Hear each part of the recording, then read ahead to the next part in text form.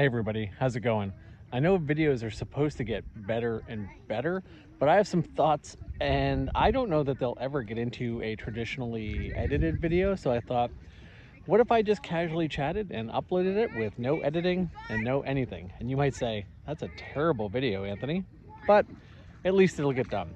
I wanted to chat today in my new casual super cash series about the party that I ran using all N1 series instead of using regular 70 FPS Nerf for the kids and Rival for the older kids. My experience with that was pretty positive overall. I know some of you are, you're not going to be convinced on N1, and I get it for some points, but as someone who sees a lot of kids use it and runs kids parties, I think N1 has a place. But anyway, there's lots of other places and time to chat for that. I mean, I think anyone who is a hobbyist who has several blasters worth over $100 even, I don't know why you're complaining about N1 series or any series. You're not that target anymore. And if you like the shell of something, get it and convert it. At least the N1 darts are bigger caliber, so we can actually convert them. I was saying to a friend, that's kind of the shame of Hyper. There were some cool shells, but Hyper rounds are so small, we really couldn't do a whole lot easily with those blasters. I think that's a main reason you never even see the shells very often lying around. I actually think Hyper got a bad rap, but that's a story for another day. Maybe I'll convince Beret to do a video with me someday debating Hyper.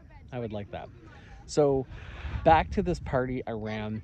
So the first day of these community day events, it was 6 sessions, 30 minutes each. The first day I did run for the younger kids, kind of up until I think 9 and 10. They ran with different elite style darts and a lot of X-Shot and Adventure Force with, darts going 70, 80 FPS. And then anything older than that, I ran Rival on the first day. And I love Rival. I'm a huge Rival fan. But that the priming strength for some Rival, there's a real sweet spot, and well, a reverse sweet spot. There's an age where kids really have a hard time priming those enough to use them effectively. So it can be really tricky to just have a simple loadout. I even find that when I do events when I have adults. There are adults who struggle with Rival, especially when you get into, I know some of you are going to be like, whoa, that's crazy. My 5-year-old can use Rival, but realistically, people have different strengths. They might have mobility or motor issues, male and female and ages. There's all sorts of reasons someone might have trouble priming a Rival blaster. So I actually like that the N series gives that little bit of speed boost, but is generally a more easy prime. So, okay, so that's my booster stuff about N1 series, and some of you have heard that before. Some of you, I think, are tired of it or don't believe it. I've had people ask me, so there's no cameras running, what do you really think? And I really think what I've said. I think they have a place. I don't think they're the be-all, end-all. The N1 darts are not as good as waffle darts, unfortunately. They really fall off in accuracy outside. But for indoor, they're pretty good. They're better than elites. I don't care that they're proprietary at all. I don't find darts nearly as reusable as some of you do. I tend to always restocking darts because they just get so bent up and destroyed in parties. So not super bothered about that. I'm more inconvenienced by having different types of darts than I am having to buy new darts. Running a mix can be a pain. Anyway, on to my experience with using all in on the second day. Things I loved. I had one tote of blasters for all the ages. That was awesome. Explaining the blasters, that was easier too. I could just do it once. Where things fell off, no surprise, probably the agility, the new version of the strong arm. Everyone could use that. That was no problem. The Minecraft N1 blaster, no problem there. Everyone could use that, no problem. The flexes, the new Jolt, no problem. The Ward, no problem. The 2-shot Smart AR. The Shadow Storm, not too bad. That has the internal mag. There were a few times people had jams, but actually it went pretty smooth. The Pinpoint with the mags, I did have kids load the mags backwards a couple times. I wish those I wish those mags were reversible. I've said that before. But with the priming on that, you got to go all the way back and all the way forward. I wish it had a spring return or something. If we were really trying to make it kid friendly, it would have a nice chunky spring return so that you couldn't half cock it back because that caused so many jams. Half the time the pinpoints were out of commission. They work okay if you're an adult or you're someone who maybe owns it and knows your way around it, but to just hand it to random people, I had a lot of jams. The Infinite actually did pretty well, considering it has a pretty complicated mechanism for firing and a big belt and everything in high capacity. It went pretty well. It didn't have the same short stroking issues as the Pinpoint, because where it's an under barrel pump, kids just did better with that intuitively. So the Infinite actually went pretty well. I do have kind of an interesting note about the Infinite. It's really humid here. I'm going to do a video, I think, on some deep thoughts about humidity. Being on the east coast of Canada, where I'm at right now, it's really muggy. And because the Infinite has a seal breach, I've actually noticed a big performance dip lately in my Infinite darts. Problems I never had before with the Infinite. I just need a dehumidifier, but that's a conversation for another day. Generally, and in the event that I worked with those darts, it worked great. That's a separate issue, kind of a unique issue that a lot of you American friends are not going to have to worry about. So yeah, the Infinite was good, and then I didn't have any sprinters at the time. I wished I'd had a couple flywheelers. I didn't. I also didn't have the strike back, the kind of one that looks like a shotgun. I do want to get a couple to add to my collection of party blasters, but it went pretty well. Feedback from the kids was pretty good. The younger kids, they thought they were great. They thought they had a lot of zip and pop.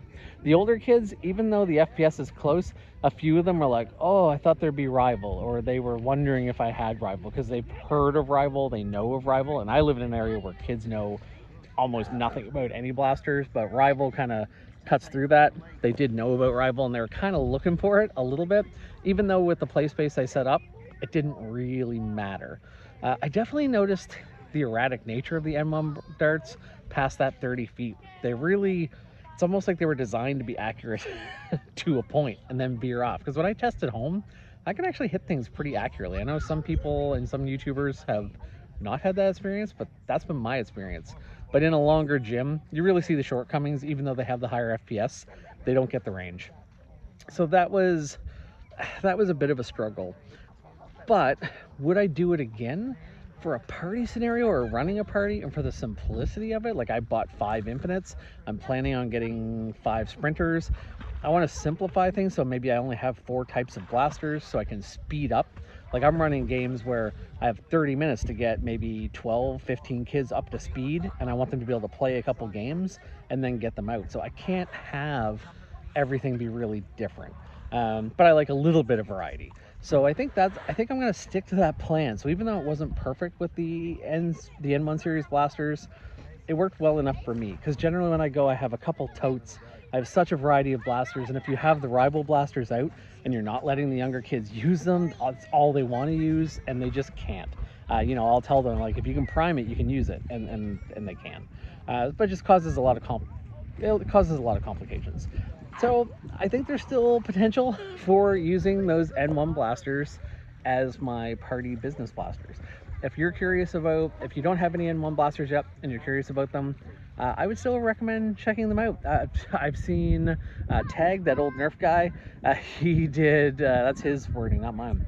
He did some really cool mods to the Pinpoint for short darts. I'm planning on messing around with overvolting my Sprinter, which I already think works pretty good. I used it just recently in a battle down with my friends in Dartmouth, and the Sprinter worked pretty good. The Infinite didn't work good, but it was that moisture humidity thing. It just, because it's a tight seal in the barrel of the Infinite, the darts swelled and they were barely coming out. Like, it was a really kind of unique issue. Yeah, anyway, this is just my little ramble on how that went and whether I would do it again. And I think the bottom line, I would do it again. I don't think it impacted how much fun the kids had. Those blasters hit just hard enough, and they were consistent enough and easy enough to operate that everyone seemed to have a pretty good time. So that's probably where I'll lean when I'm trying to keep it simple. I'm sure I will still do parties for some things, or if they're adult or corporate or team builders where I do bring out Rival. There's really nothing like Rival for casual games. I almost wish that Nerf had managed to make Rival a little easier to ship around the world and hit a lot of those same requirements that the N1 series hits, so that they can ship to all the countries, because Rival's very limited where it can go now, because it's just, there's something magical about rival, especially where you can load those spherical rounds. It doesn't matter which way you put them.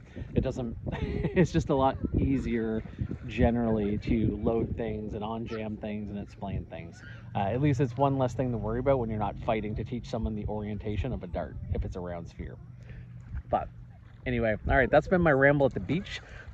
You've seen my finger sneak in a frame a few times. I wonder if I've covered the mic at any point. There's probably background. My daughter and a friend are at the beach here. I'm at Dominion Park Beach here in beautiful New Brunswick, Canada, in the evening here. So yeah, let me know. Are you interested in seeing kind of random thought videos like this every once in a while or no? Drop a comment. And if this is the first video you're ever seeing, they're not all like this. So don't write me off.